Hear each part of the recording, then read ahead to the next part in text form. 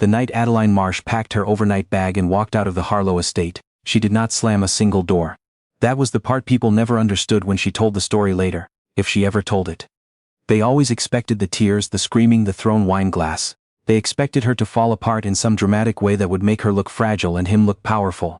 She refused to give him that. She zipped the bag slowly, deliberately, the way she used to zip her daughter's backpack before the school bus came. Calm, certain, done. 3 years earlier, Adeline Marsh had been the kind of woman who showed up early to everything. Board meetings, charity galas, her mother-in-law's Sunday dinners. She arrived before anyone else, arranged the centerpiece, made sure the wine was at the right temperature. Her husband's family had money the way old houses have drafts. Everywhere, invisible, impossible to escape. And she had married into it at 31, bright-eyed and in love with a man she believed was different from his father. His name was Colton Harlow. The second one. Colton Harlow II, as the stationery always read, embossed in navy blue on cream paper so thick it felt almost rude to throw it away. She had met him at a fundraiser for a children's hospital. He was there because his firm had donated the event space. She was there because she'd spent 8 years working in nonprofit grant management, and actually cared about the cause. He was handsome in that particular way of men who grew up with horses and private schools. Easy confidence, wide shoulders. The kind of smile that made you feel like you were the only person in the room. He brought her coffee the next morning without being asked. He remembered that she took it black. She thought that meant something. And maybe it did once. They married in the spring of her 33rd year. The wedding was held at his family's estate in Connecticut. 200 guests, hydrangeas everywhere. A string quartet that played the song she'd once mentioned offhandedly on their third date. She cried during the vows. Colton's eyes were wet too. His mother, Beverly Harlow, stood in the front row in champagne silk and smiled at Adeline in a way that managed to be simultaneously gracious and assessing. The way wealthy women sometimes smiled at people they were willing to accept but had not yet decided to trust. Adeline had worked hard to earn that trust. She'd left her career, not because Colton asked her to, he was always careful never to ask directly, but because it became clear slowly and then all at once that her schedule complicated his. The firm dinners that ran late, the last-minute trips to London or Dubai, the social obligations that required a wife to be present, polished, available. She had folded herself into the shape the life required, and she had done it willingly because she loved him, and because she believed, truly believed, that he saw her, that he knew what she had given up and held it carefully. The firm Colton ran was a private equity group his grandfather had founded and his father had expanded. Colton had taken it from significant to dominant in less than a decade. By the time Adeline had been married to him for 2 years, his net worth had crossed 9 figures. She knew because his CFO had told her at a dinner party with a kind of reverent pride, as though she should feel elevated by the number. She had smiled and said she was proud of him. That was the thing. She genuinely was. She noticed Vivienne Lacoste the way you notice a small stone in your shoe. Not immediately, but eventually, insistently. Vivienne had joined the firm as a senior associate 18 months into the marriage, recruited from a competing group in Boston. She was 34, French-educated, extraordinarily competent, and she laughed at Colton's jokes a half-second faster than anyone else in the room. Adeline had met her at the firm's annual spring reception. A glossy affair in the penthouse of a midtown hotel. Vivienne had shaken her hand with both of hers and said, "Your husband speaks of you often," which was the kind of thing people say when they cannot think of anything specific to say. Colton had appeared at Adeline's elbow 2 minutes later, refilled her champagne, steered her toward the partners' spouses with his hand warm at the small of her back. She had not thought about Vivienne Lacoste again for 6 months. Then the small things began to accumulate, the way small things do when you start paying attention to them. Colton's phone turned face down on the kitchen counter. A dinner that ran until 11 on a Tuesday, client emergency, you know how it goes. The slight stiffening of his posture when she asked, casually, how the Boston team was settling in. The way he laughed a little too quickly when she mentioned Vivienne's name in passing. "Oh, she's sharp. One of the best we've brought in." And then changed the subject with a smoothness that only comes from practice. Adeline was not a dramatic woman. She did not confront him. She did not check his phone or hire someone to follow him. She simply began to watch quietly. The way she had learned to watch everything in this life. The caterers, the house staff, the social calendar. With a calm attention that people often mistook for contentment. What she saw over the following weeks was a husband who was increasingly somewhere else, even when he was standing right in front of her. The company's annual gala was held in November, at a renovated warehouse space in the meatpacking district that the firm had sponsored for the evening. It was the biggest event of the year. 400 people, a jazz ensemble, flowers that Adeline had spent 3 weeks coordinating with the event planner. She wore a midnight blue gown she'd bought in September, fitted at the waist, simple. She knew she looked beautiful. She had stood in front of the mirror before they left and thought, "I want him to see me tonight." Colton had told her she looked stunning. He'd kissed her cheek in the car, his cologne the same one he'd worn on their wedding night, and for a moment everything felt like it used to feel. Safe. Chosen. The evening went well for the first 2 hours. She worked the room the way she always did, finding the quieter guests, drawing them into conversation, making everyone feel like their presence mattered. She was good at it. She had always been good at it. Around 9:30 she slipped away from a conversation with a foundation director to find Colton. She found him near the bar, tucked into an alcove that wasn't quite private but was trying to be. He was leaning toward Vivienne Lacoste, with the particular lean of a man who has long since stopped measuring the distance between himself and another person. Vivienne's hand was on his forearm. He was saying something low and she was looking up at him with an expression that Adeline recognized. She had worn it herself once in the early years. It was the expression of a woman who believes she is loved. Adeline stood still for exactly 4 seconds. She counted them later, when she was trying to understand what had happened to her in that moment. She had expected to feel shattered. Instead she felt something much colder and much clearer. She went to find the event planner to confirm the cars for the evening. Then she found Beverly Harlow and finished the conversation about the arts board they both sat on. Then she accepted a glass of sparkling water from a passing server, and stood near the window that looked out over the city and thought, I have known this for months. I just did not let myself know it. When Colton found her 20 minutes later, she smiled at him the way she always smiled. She did not say anything about what she had seen. She was not ready yet, and there was a difference, she had learned, between not being ready and not knowing what to do. The weeks after the gala were the strangest of her marriage. She was calm in a way that unnerved even herself. She went to the gym at 6 in the morning and lifted more weight than she had in years. She began meeting quietly with a financial attorney, whose name a college friend had given her over lunch. Just in case, just to understand your position, not because anything is wrong. She reread the prenuptial agreement she had signed 11 years earlier and took careful notes on what it did and did not cover. She opened a personal account at a bank across town and began moving small, clean amounts into it, amounts that would not register as anything other than ordinary household expenses. She was not angry. She was methodical. She also, in a way that surprised her, returned to the work she had abandoned. She started small. A few consulting calls for a non-profit she had once helped fund. An advisory meeting with a young woman launching a financial literacy program in the Bronx. It felt like pressing a bruise at first. The reminder of who she had been before the marriage had made her smaller. But it also felt like remembering a language she had almost let herself forget. One morning she was sitting at the desk in the study, the room Colton used for Zoom calls and that she had quietly claimed for herself in the hours he was at the office, and she looked at her laptop screen and thought, I was good at this. I was genuinely good at this. That thought sat in her chest for a long time. The evening in February was not supposed to be significant. Colton had mentioned a late client dinner, and she had nodded and made plans to have the housekeeper take the night off and cook something simple for herself. But he came home at 7:30, earlier than expected, and he was not alone. Vivienne Lacoste stood in the foyer of the home that Adeline had chosen, decorated, and maintained for 9 years. She stood there in a camel coat with her hair down, and she looked briefly, genuinely surprised to see Adeline on the staircase. Colton, to his credit, or discredit, she could never decide, recovered quickly.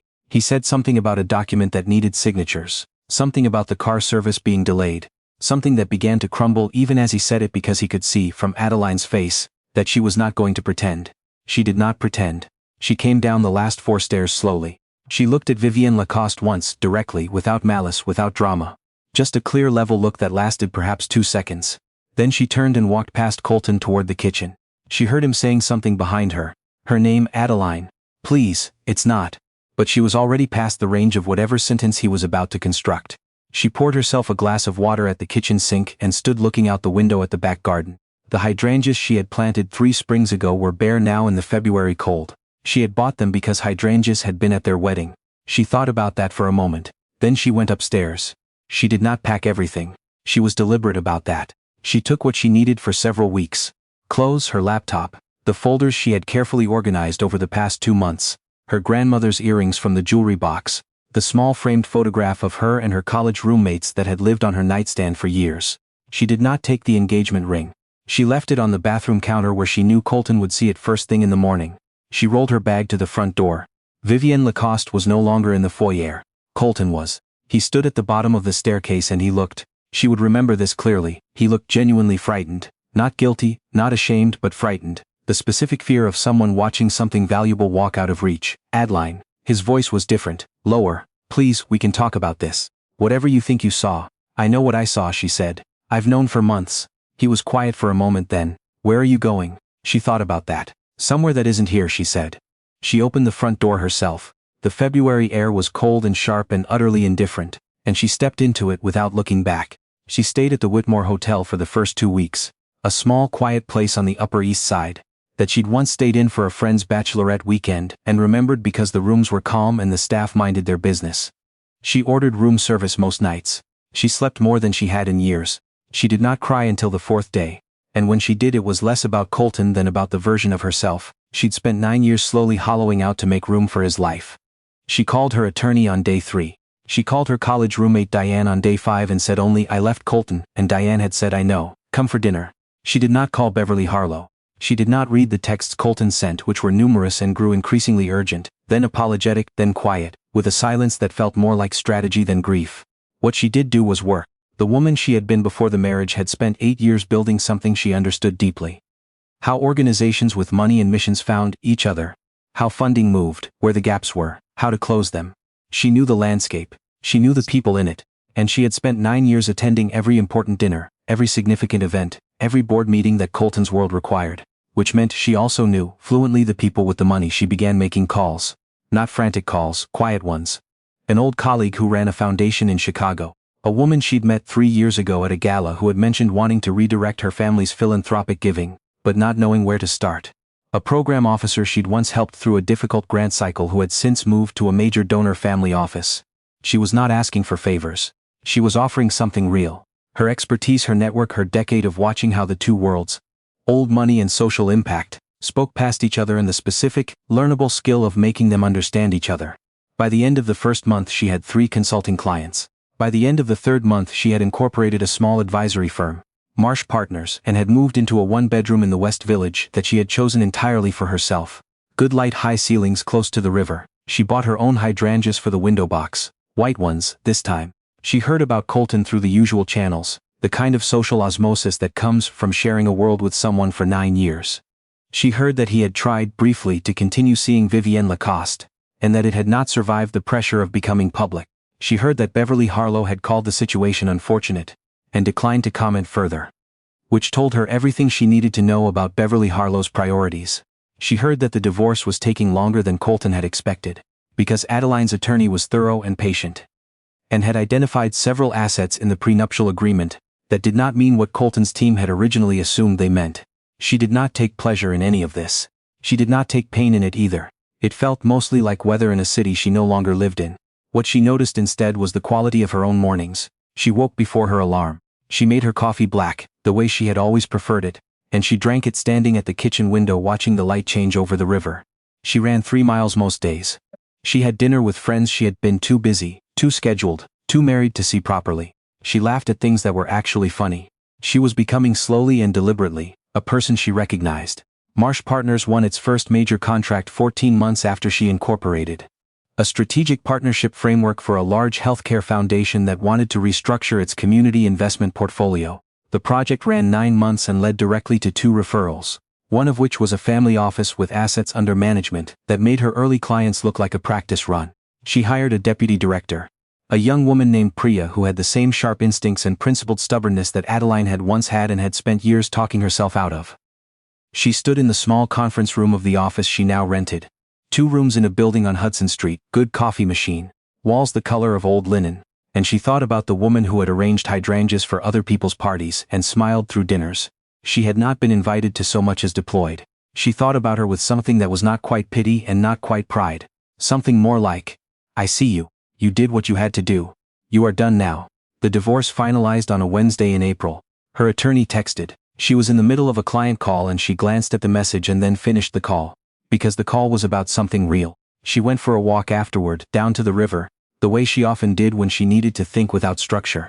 The water was moving and gray-green and unhurried. She stood at the railing and let herself feel the full weight of 9 years. The good parts and the slow erasure and the particular loneliness of being the most present person in a room, while the person you love is somewhere else in their head. Then she walked back to the office. There was work to finish. She saw Colton exactly once in the 2 years after she left. It was at a conference. One of the major impact investing events that drew both the nonprofit world and the private equity world into the same room for 3 days every fall. She had been invited as a speaker. He had been invited as a panelist. She found out approximately 48 hours before the event, when the program guide arrived in her email, and she spent about 4 minutes deciding whether it changed anything. It did not. She spoke on the second morning, a panel about systemic approaches to community capital. She was good. She knew she was good. The audience asked more questions than the moderator had time for, and 2 people stopped her in the hallway afterward to follow up. She saw Colton at the afternoon reception. He was standing with 2 men from his world, a glass of scotch in his hand, looking like himself. Still handsome, still at ease, still taking up exactly the amount of space he always had. He saw her at the same moment she saw him. He came over. Of course he did. He was not a coward. She had never thought that about him. He was in many ways a brave man. Just not, it had turned out, a faithful one. Colton, she said. He looked at her for a long moment, then he said, "You look well." "I am well," she said, "not thank you, just the statement of fact." He nodded. He started to say something else. She could see it forming, something about the firm or the conference, or perhaps something more honest than either of those, and then he stopped. His jaw tightened slightly. She recognized that particular tightening. It was the face he made when he was trying to locate an emotion and finding it somewhere too deep to retrieve quickly. "I heard about Marsh Partners," he said instead. "The healthcare foundation work. It's impressive, Adeline. I mean that. I know you do," she said. A pause. "I made a mistake," he said. "I think you know I know that." She looked at him steadily. "What I know," she said, "is that you made choices. Mistakes are things that happen to you. You don't choose them." He was quiet for a moment. Then he said quietly, "No, you're right." She let that sit between them for a moment. Then she said simply, "Take care of yourself, Colton." And she turned and walked across the room toward the colleague who had been waiting to continue their conversation. She did not look back. Not because she was performing anything. Not because she wanted him to watch her go and feel the weight of what he'd lost. Though perhaps he did, she couldn't know. She didn't look back because there was nothing behind her that she needed anymore. The colleague, a woman who ran a housing equity initiative in Atlanta, was saying something about a funding gap they'd been trying to close for 2 years, and as Adeline picked up the thread of the conversation, she felt the particular aliveness that comes from work that matters, from using the thing you're actually good at, from standing exactly where you are supposed to stand. She refilled her sparkling water. She asked a question. She listened carefully to the answer. Outside the tall windows of the conference center, the city moved the way it always moved. Without sentiment, without memory, entirely forward. She had learned in the last 2 years to find that quality not cold but clarifying. She was 44 years old. She had a firm with her name on the door and a deputy director she was proud of and a window box of white hydrangeas and mornings that belonged entirely to herself. She had made something from what he had not valued. She intended to keep making it.